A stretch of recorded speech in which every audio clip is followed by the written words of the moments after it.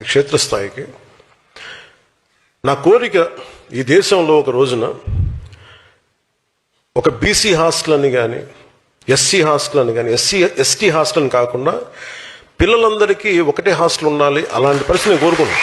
నా కోరిక సార్. మీ ఐడియాలజీ బాగుంది. అంటే ఇది దేనికి పునాది అంటే అసలు రిజర్వేషన్లే తీసేస్తాము అనేదానికి పునాదిగా భావించాల్సి వస్తుంది సార్.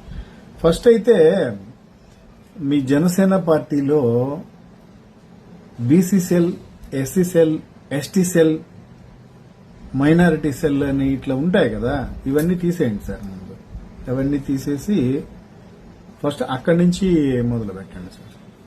సార్ మీకు తెలిసే ఉంటుంది, బీసీ అంటే బ్యాక్వర్డ్ క్యాస్ట్, ఎస్సీ ఎస్టీలు అంటే షెడ్యూల్డ్ క్యాస్ట్, షెడ్యూల్డ్ ట్రైబ్.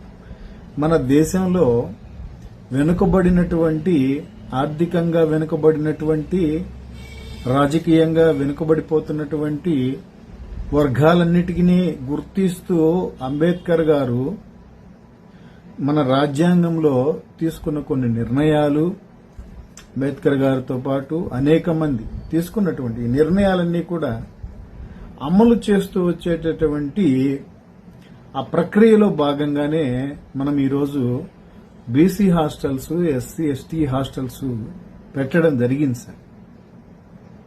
అలాగే రాజకీయాల్లో కూడా రిజర్వేషన్స్ ఇస్తూ బీసీలకి ఎన్ని సీట్లు ఇవ్వాలి, ఎస్సీలకి ఎన్ని సీట్లు ఇవ్వాలి, ఎస్టీలకి ఎన్ని సీట్లు ఇవ్వాలంటే వాళ్ళకి హక్కు కల్పించడం జరిగింది సార్.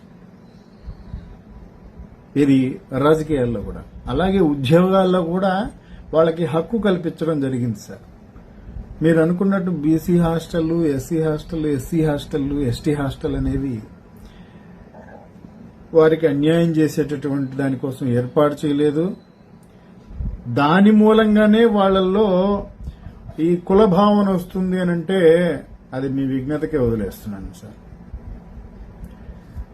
ఈ హాస్టల్ అన్నిటినీ రద్దు చేయాలనేటటువంటి మాట కరెక్ట్ కాదు నాకు తెలిసి. అది కరెక్ట్ అవ్వాలి అని అంటే ముందు మీ రాజకీయ పార్టీలో BC cell, SC cell, ST cell ఇట్లాంటివన్నీ తీసేసిన తర్వాత మాట్లాడండి సార్.